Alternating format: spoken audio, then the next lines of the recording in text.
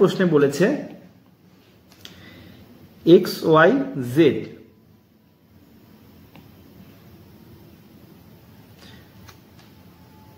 পরের প্রশ্নে বলেছে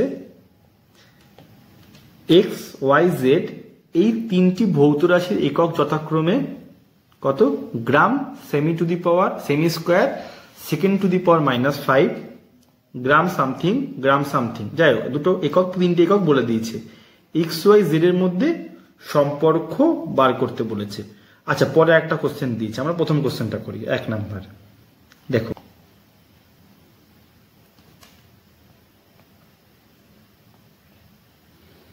এক্স এর একক গ্রাম সেমি স্কোয়ার ইন্টু সেকেন্ড, সেকেন্ডকে শুধু এস দ্বারা লিখি into second to the power 5। আচ্ছা ওয়াই এর একক কি গ্রাম সেকেন্ড। আচ্ছা জেড এর একক কি গ্রাম নেই সেমি সেকেন্ড টু দি পাওয়ার -2। আচ্ছা একটা ভুল হয়েছে, এখানে শুধু আছে গ্রাম, এক্স এর একক গ্রাম গুণ সেমি স্কোয়ার আর নিচে আসে সেকেন্ড টু দি পাওয়ার 5। আচ্ছা এবার খুব ভালো করে দেখো, আচ্ছা সেকেন্ড টু দি পাওয়ার যেহেতু আমি বাই দিয়েছি তাহলে সেকেন্ড স্কোয়ার হবে। এবার খুব ভালো করে দেখো, আমরা এক একটা করে টার্ম মেলাবো। কি কি মেলাবো দেখো, এক্স এর এককে গ্রাম আছে কবার একবার, ওয়াই এর এককে গ্রাম আছে কবার একবার, তাহলে আমরা ওয়াই কে একবার নেই তাহলে আমাদের গ্রাম মিটে গেল। ওয়াই কে নিয়ে আমাদের এক্স এর মধ্যে আমরা বলতে পারি ওয়াই আছে একবার।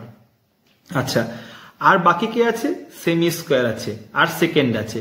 সেমি স্কোয়ার কোথায় আছে, সেমি স্কোয়ার এখানে আছে নেই, কোথায় আছে সেমি এখানে আছে। তাহলে এই সেমিকে আমাদের যদি সেমি স্কোয়ার করতে হয় তাহলে কতবার করতে হয় 2 বার করতে হয়, অর্থাৎ এক্স এর মধ্যে ওয়াই আছে একবার জেড আছে 2 বার। কখন 2 বার যদি সেমি স্কোয়ার হয়। আচ্ছা ধরো সেমি স্কোয়ার তো হয়ে গেল, তাহলে কি আমাদের সেকেন্ডটা মেলে? দেখো এক্স এর মধ্যে সেকেন্ড আছে কবার একবার, ওয়াই এর মধ্যে সেকেন্ড আছে কবার 2 বার। এবার যদি আমরা ওয়াই না জেড এর মধ্যে সেকেন্ড আছে 2 বার, এবার যদি আমরা জেড এর স্কোয়ার করি তাহলে আমাদের সেকেন্ড কত হয়ে যাবে 4 বার, অর্থাৎ 4 আর 1 5 মিলে যাচ্ছে। অর্থাৎ আমরা যদি লিখি ওয়াই গুণ জেড এর একক, ওয়াই গুণ জেড স্কোয়ার এর একক, তাহলে আমাদের থাকবে কত gram cm into cm per second স্কোয়ারের স্কোয়ার, অর্থাৎ gram cm square second to the power 5। মিলছে? এই দেখো মিলছে। অর্থাৎ আমরা পাই কি পাই X equal to Y Z square. এই তিনটি ভৌত রাশির মধ্যে মাত্রার দিক থেকে আমরা এই সম্পর্ক পাচ্ছি।